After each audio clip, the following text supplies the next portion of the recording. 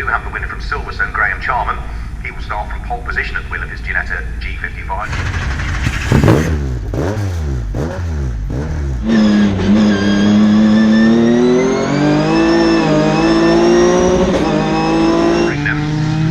We're now just a couple of minutes away from the pit window opening.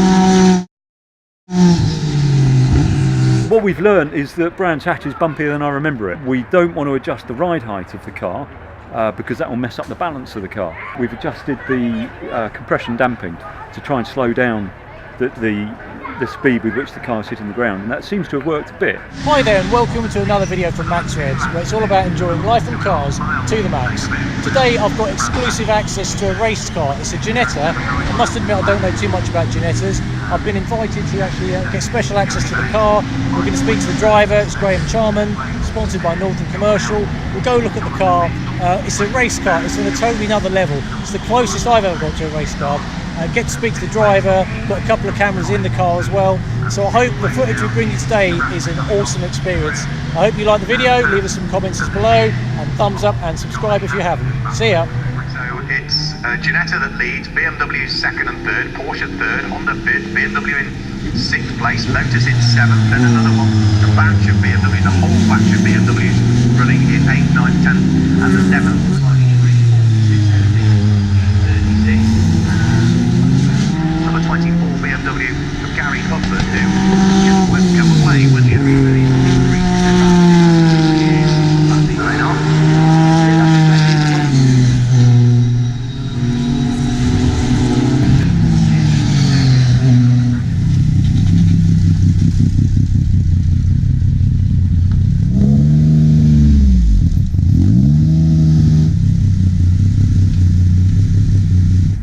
As you can imagine, this was a live racing event, so Graham had to pop in and out with the car to compete in the various different track events. So we didn't get that much time to speak with him, but here's some great footage of Graham talking us through the car. And I'll be straight, I mean, there's one thing being a driver on the road, there's another thing being a race driver, and these guys are on another level altogether. So thanks again for the access, Graham, and over to you.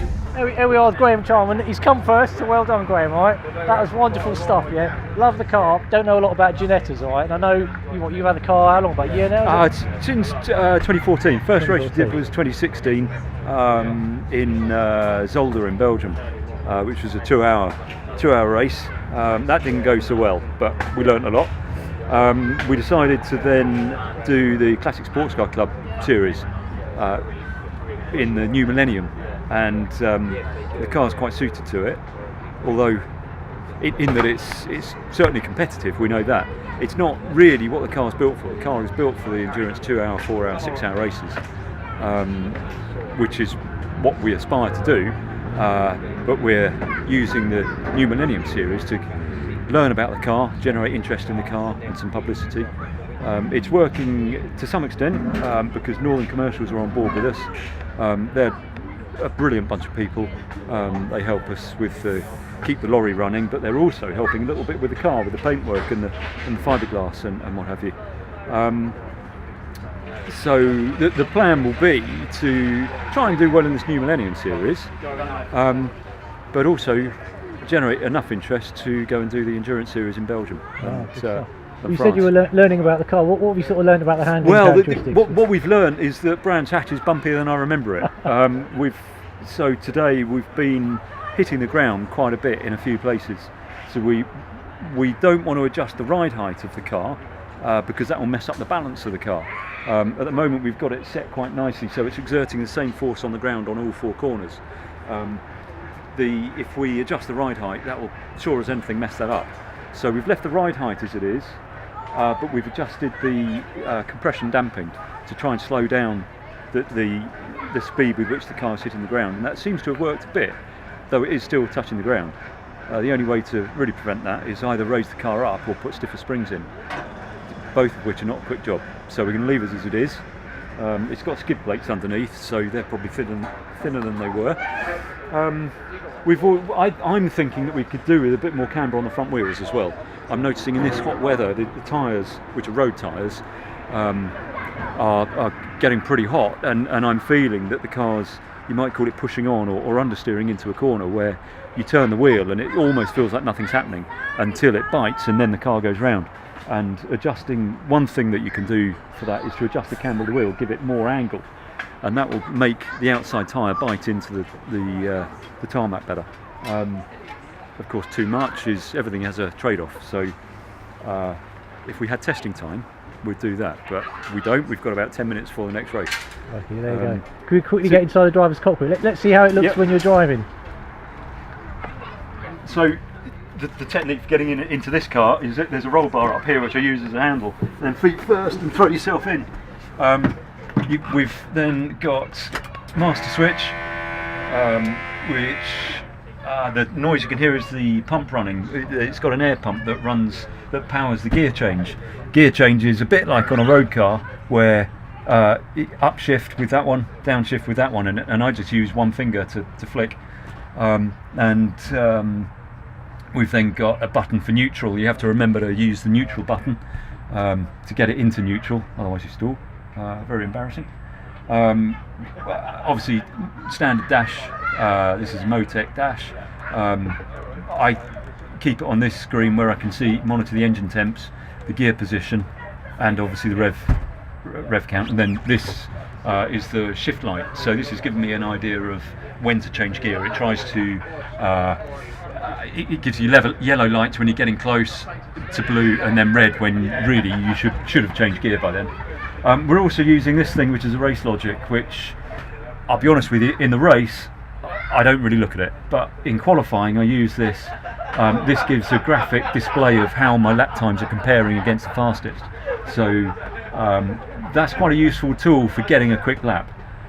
But in the race you're concentrating too much on just keeping the car on the track where other people are, really, to use that. On a longer circuit maybe you can use it, where you've got time to look at it on a straight, let's say, but on Brands Hatch Indy on the short circuit, your eyes are, particularly when you start meeting the back markers, you're concentrating so much on where they're going, where you're predicting they're going to go. Can you get past them before the next corner? Can you put them between you and the next guy behind you because you want to slow them down? It's amazing how low you sit in this car. It's not. I mean, your butt's just off the floor basically. It is, and going through Paddock Hill Bend when it's on the ground, it really feels like you're losing skin off your bottom. It's it is low. I'm used to driving a Caterham, which is probably lower still, but they certainly get. I'm pretty blinded. It's like driving with blinkers on in this because I can't see a lot that way out to the right. I'm left-hand drive, obviously, as you can see, so a Caterham will hide behind my blind spot there, and that can cause a real problem, because if I don't know he's there and I turn into the corner and we hit, then although this is quite a big car, it's actually a very delicate racing car and bits break, so you really don't want to hit anything. That also gets very expensive. So yeah, the only creature comforts in here are, I have a little driver fan. I can press that and I get a little bit of air out of here, blowing probably hot air today at me. So that's it for air conditioning and creature comforts. Today I've started using a drink system, which sort of seems like a good idea, but actually it just nearly made me choke. There you go. That's not a good idea when you're driving this fast. No, it's not. No. Fantastic. Well, thanks a lot for giving us time access to the car. I know you've got another race later on as well. Yeah, so we've got a really race in this. sort of 15-20 minutes or so we're just putting fuel in the car now, and then we're out in that one. That's a mixed series against things like the Caterhams, older cars, Triumphs, us in this, BMWs. We're not wanting to sound pessimistic, but we're unlikely to win it because the Caterhams are so light and fast around Brands. And there's the potential for damage, so I want to keep clear of everybody, as I described earlier about the potential for contacting certainly the smaller cars is pretty high, so yeah, we'll be trying to drive a little bit cautiously in this one. Yeah, well, you're doing very well. You came in first earlier on. It's a great car. Thank you very much for your time. Yeah, it's been wonderful. I hope to catch you at another race event as well. Yep, absolutely. Thank you very much. Thanks for coming. It's been a great day so far. Let's hope it continues.